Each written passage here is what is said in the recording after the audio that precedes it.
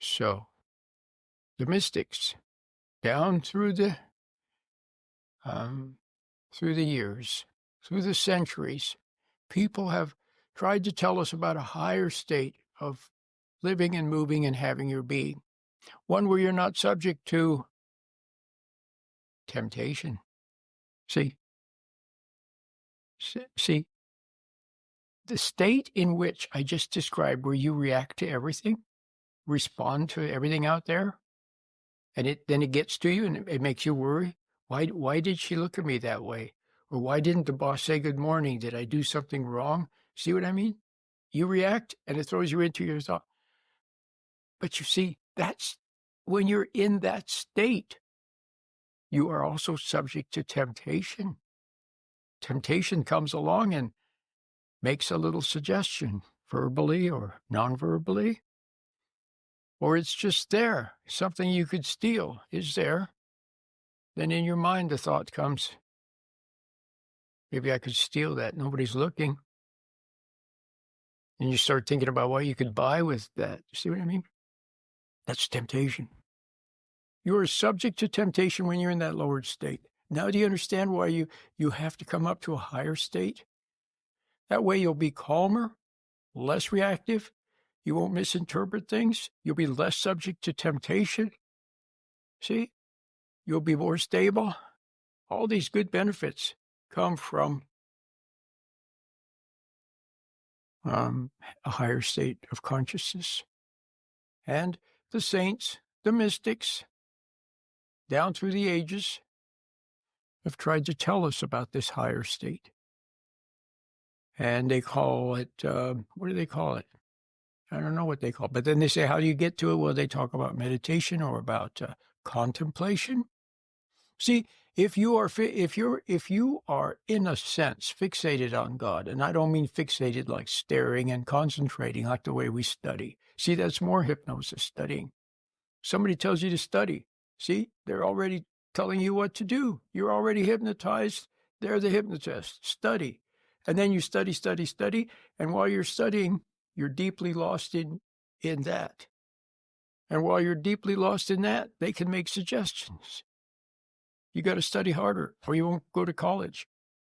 See, you got to study harder to, I don't know, for whatever reason. And later you study and study. Why are you studying? Well, I want to get a good grade. You see what I mean?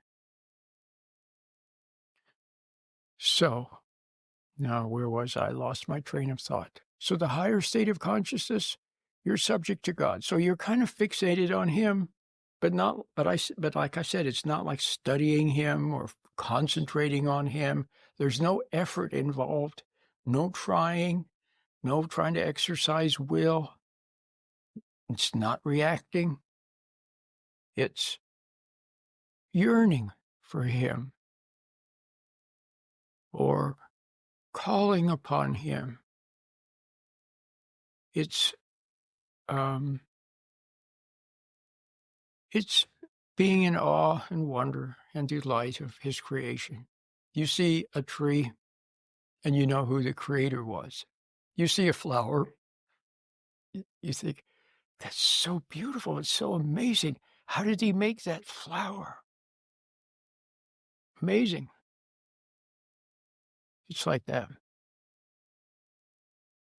But you are, in a sense, so caught up with him and in his greatness and his glory and his goodness and his kindness and his patience. Your respect for him, your awe for him, your love for him, your need for him is renewed, constantly renewed every day.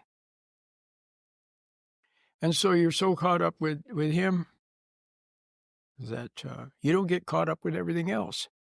But when you get caught up with him, that's the higher state of consciousness. And when you're in this higher state of consciousness, I like to call it awareness. So you come up from being totally hypnotized to being awake, which is good. It's good to be awake. You're not hypnotized. Then there's a higher state of consciousness. And the higher state is awareness. Aware. When you're aware, it's a protection. Your awareness increases when danger is nearby. Your awareness, when you are in the aware state, you can see that somebody is not being totally honest. You see it. So it's a protection. And when you're aware, it delicately guides you to what you should be, to what you could be, to your real purpose in life. Awareness. You always call it. You never. And when you, but in this state of awareness, then awareness leads to more awareness. So you're aware, and then all of a sudden you get lost in a daydream. You're thinking about what you did, and you notice that, and then you snap out of it. You find yourself reacting a little bit emotionally. You find yourself getting a little bit irritated. You see it, and you back off. You find yourself becoming a little bit impatient with your child or something. You see it, and you back off. You're not impatient. So it's always calling you back. It's always reminding you. It's always helping you to remain calm, a little bit detached. See, that's what you want, to be a little detached, a little dispassionate, calm. See, it helps you to do that.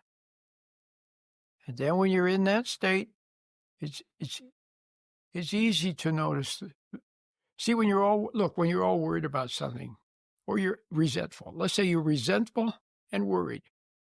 You're not going to see the beautiful flowers, the blue sky. You're not going to be filled with joy and awe and delight and awe and wonder. No, you're not going to notice any of it. You'll go through the whole day. You won't notice the puffy clouds, the blue sky, the beautiful flowers, the hummingbird, or if you see them, you won't even notice it because you're lost in your thoughts. What am I going to do? How am I going to pay that bill? Why did she say that to me? Why does everybody always dump on me? Why can't he ever? Blah, blah, blah, blah, blah, blah, blah. Of course, it can be a lot worse than that. But what happens is in your perpetual state of unawareness, you go around making one mistake after another, one blunder after another, and then pretty soon things do get messed up. And when things are messed up, then you really do have something to worry about, but you shouldn't worry about it. Instead, you should notice, why is all this stuff messed up? Ask yourself, why? What am I doing wrong?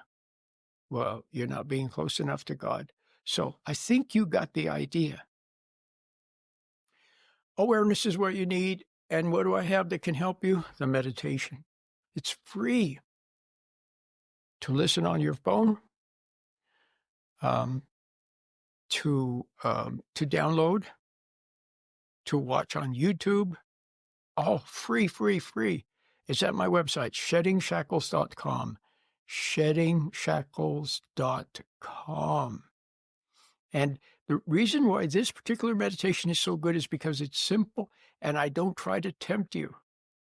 I don't add emotional things. I don't try to get you lost in images and visualizations and stuff like that, imagery.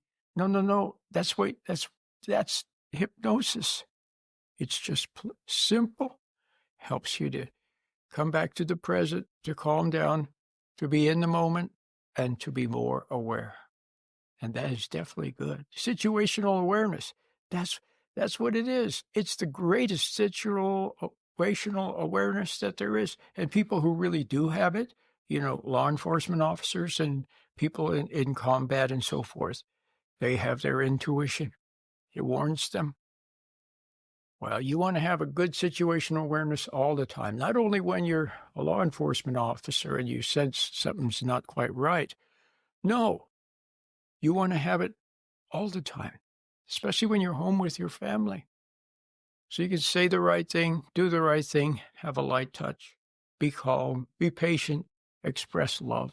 all the good things that come from that higher state of awareness.